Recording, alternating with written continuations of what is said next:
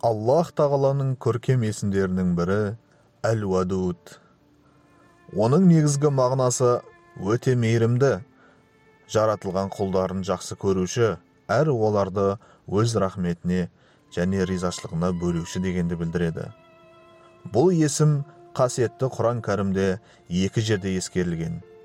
Сонымен қатар, бұл есімнің мағынасын білу үшін мына бір құдси хадиске зер салып көрелік.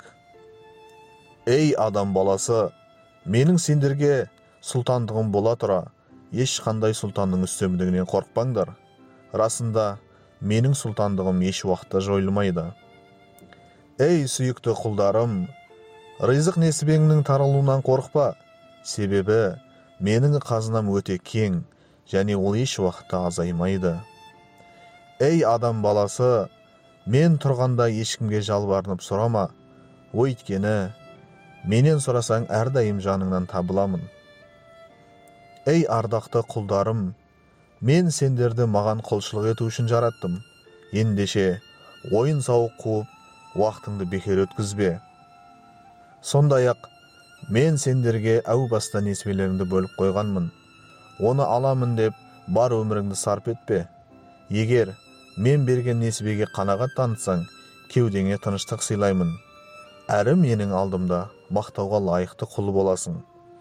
Ал егер қанағат етпесең, дүниенің құлына айналып, оның соңынан жетемін деп зыр жүгірумен ғана ғұмыр кешесің. Нәтижесінде, менің берген несібемнен артық ештеңе таба алмайсың. Әрі менің алдымда ұялған құл ретінде қаласың. Ей адам баласы, мен ешбір қиындықсыз барлық көктер мен жерді жараттым. Ендеше, сенің өміріңе жақсылық сыйлау мен үшін қиындық тұрады деп ойлайсың ба? Ей сүйікті құлдарым, расында мен маған қарсы келген құлдарымды ұмытпаймын. Ендеше, маған бойсынған құлдарымды қалай ғана ұмытамын?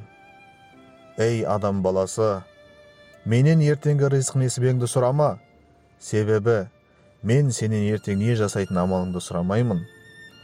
Ей ардақты құлдарым, шын мәнінде мен сендерді жақсы көремін. Ендеше, менің осындай шексіз махаббатыма жауап ретінде сендерден соған лайықты әрі сүйікті құл болуларыңды талап етуге ақым бар. Дәл осындай мазмұны терең құдси хадис Аллах тағаланың Әл-Вадуд есімімен тікелей байланысты екен.